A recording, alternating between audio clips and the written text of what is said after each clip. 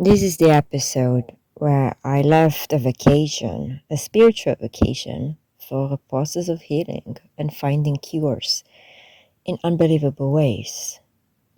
It sounds so strange. I mean, how can a vacation evoke a wound in you?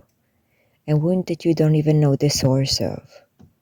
But maybe it wasn't the vacation itself, just the divine timing of opening something up within me so I can re-explore something that maybe temporarily I forgot.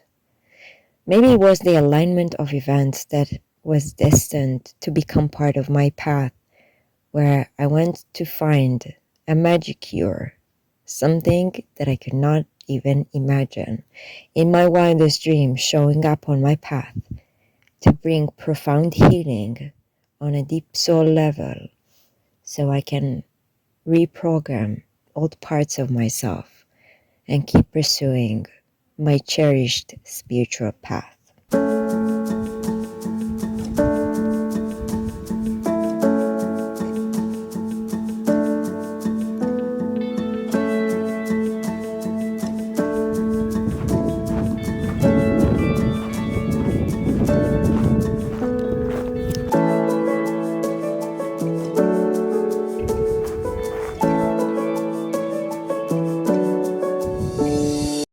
Sometimes we become temporarily weak and we don't even know why. But then we can either embrace our vulnerability or find a way with discipline to keep showing up for ourselves while loving the softer, wounded parts of ourselves without letting them prevent us from moving forward or experiencing life fully. It is sometimes that when we take risks and keep going out to the unknown or listen to an intuitive guidance, that we find the sources of healing that we didn't even know we needed, but we simply trusted our own intuition, our own inner voice to show us something we might not even know about ourselves. And it is then that when we embrace our own intuition and our own inner guidance, that we find the things we didn't even know we were missing. Sometimes we just see our own wound, our own failures, or a sense of inability, inadequacy, or something that makes us feel confined rather than expanded and empowered. And sometimes it is something we don't even know that exists, whether in the world or within our own guiding system. Sometimes we discover treasures that are completely unknown to ourselves or to the world. But those are divine gifts for ourselves and for our environment. That sometimes the knowledge, the wisdom, the healing that we gain are not solely for ourselves, for our own wounds, but also to inspire and support people around us. I have to admit that vulnerability is quite different in my eyes than weakness. While weakness I kind of defy, vulnerability I kind of accept, both in myself and in others. I just don't like the way in which sometimes we confuse the definition of which. And sometimes by actually embracing our own power, our courage, our action, our will, we can heal even faster than if we stay grounded in a place that feels as if it's safe and secure, but truly don't serve any growth or healing within us.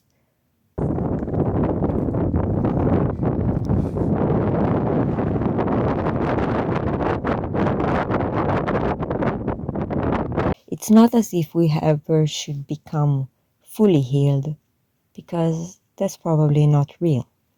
But the aspiration to become a healer, wholer versions of ourselves, a stronger, more inspiring, more supportive, empowered, joyful, content, dynamic, energetic, vibrant, alive, is something that rather than fear of because it might be strange, It should be celebrated, because in our own upliftment, in our own healing, on our own deeper acceptance of our own self, whatever it means to be ourselves.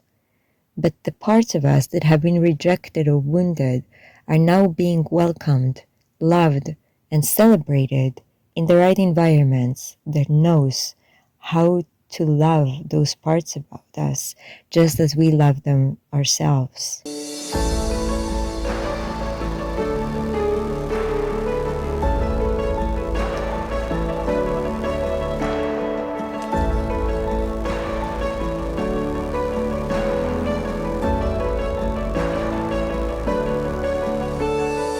During this journey, I must admit, I felt very lost many times. I felt discouraged and disabled. But through consistent action and will, I've realized, recognized, and healed so many parts of me that I felt that if I only be safer, if I only stay in a place that feels known, that's how I'm gonna feel, rather than going into the unknown once again to profoundly and powerfully heal. I am so deeply grateful for the opportunity to experience such profound transformation personally, as well as sharing my healing journey with others, bringing wisdom, gifts, and treasures to my environments, to my community, and to the people around me.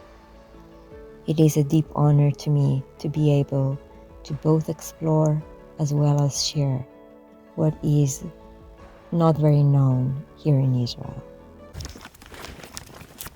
Hopefully I will finish it before the sun comes down, because I started very late today, but at least I left.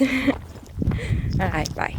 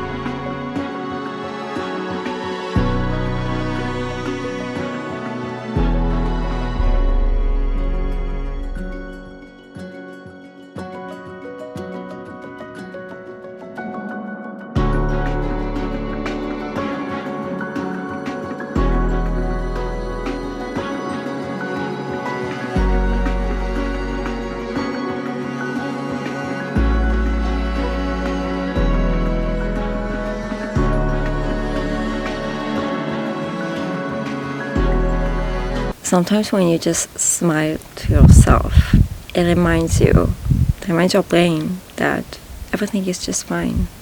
Almost like you signal to yourself that if you smile, then it means that everything is fine. So sometimes just smile for yourself. It's good for you. So I have to admit, I kind of fell into depression recently, or just into a heavy mindset. And I suppose one of the things I've just realized that really helped me figure out like how to get over it, simply, and just get over it. It's just sometimes we are so focused, sometimes I am so focused about achieving a certain goal or getting into a certain destination, physically or emotionally or personally or professionally or in any sort of way. And that goalpost just keeps on moving. And sometimes it just distracts me from the journey, from the process of growth and transformation. Sometimes achieving something is not necessarily about just getting there, but about how you create a foundation for it, how you make a lifelong journey of just living. Because sometimes living is not just about achieving another goal and removing everything from your list. It's about the moments that you don't necessarily know how to make sense of it, but you show up anyway because you realize that change is something you just need to embrace because it will support you. It's like, but I don't know how will I get to the other side of what I want. Yeah, but sometimes you just embrace the change and you trust that you will be transformed. And that's just it. That's trusting the journey and not the destination. That's like where you're grounded to where you are and figure it out as you go. And it works. So